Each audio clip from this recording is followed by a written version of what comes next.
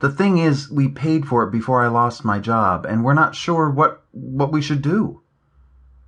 My first wedding anniversary was approaching on September 24th, and our plan had been to celebrate it on Labor Day weekend in the forested town of Capitola in Northern California. We never would have reserved the room if we knew I'd be out of work. Sean thought it out. "You could go cheap. Don't buy any knickknacks. Don't go out to eat." "How do you figure?" "They have grocery stores. Pick up some food." "It's our anniversary." "Fine, but go someplace cheap." Sean was also not very sentimental. I was. I didn't want my first anniversary with Vicky to emphasize how little we had together. On the contrary, the key here was how little money was coming into the household. The last of my final paycheck was dwindling fast. Vicky brought home a good income as a paralegal, but we still required that second income. I need to get unemployment. Otherwise, we're screwed. Unemployment insurance was a dodgy prospect. We needed it, but my odds of getting it were slim. It worked like this. If you were laid off from your job, you qualified since it wasn't your fault the employer let you go. If you quit your job, you didn't qualify since it was obviously your fault. If you were fired, however, the fault was assumed to be yours provided the termination met certain conditions. First, the employer had to give you some kind of warning. Second, well, it didn't matter because I was warned that my job was in danger. But that warning had not been in writing. It had only been through inference. Also, I'd received a positive review only 2 months before being fired. The trick, Sean, an old veteran at collecting unemployment insurance, informed me, is that you get your hearing. You're going to need a hearing because the person reviewing your case will immediately put the blame on you. Me? Why? Because you were the one who was fired.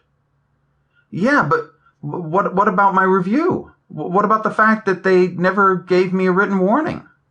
That's what the hearing is for, he said, calmly patronizing me. That's when you can present your case. How long can that be? He took a sip of his soda. That hot afternoon we were sitting under the shade trees by his home drinking ice-cold sodas.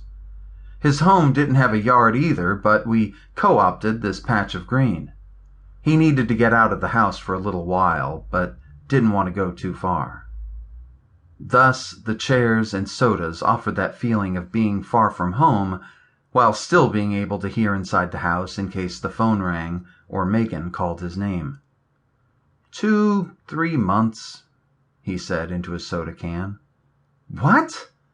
We can't afford that. He shrugged. Sorry, that's just the way it's worked for me. You'll know when you get the letter. Having registered with the state unemployment office online, I expected to receive notification through the mail. But how long would that take? I wanted to pray that it would arrive soon, but I couldn't. Religion, for me, has always been a serious subject, probably because of the incredible disposability I saw it given as a child. My mom raised 3 kids by herself in the 1970s, back when such a thing was not commonplace, when it would even turn a few heads and evoke tones of concern. I remember that we were Presbyterians after my father left us, attending the Wilshire Presbyterian Church in Santa Ana. I can't tell you too many specifics, as this took place when I was still very young, long before I was even a teenager, although a few details still surface whenever I think of it. We received baskets from the church a couple of times each year. We'd be at home and hear a knock at the door. This usually occurred around Thanksgiving or Christmas. My mom would answer and someone from the church would be there. Just thought you might be able to use this.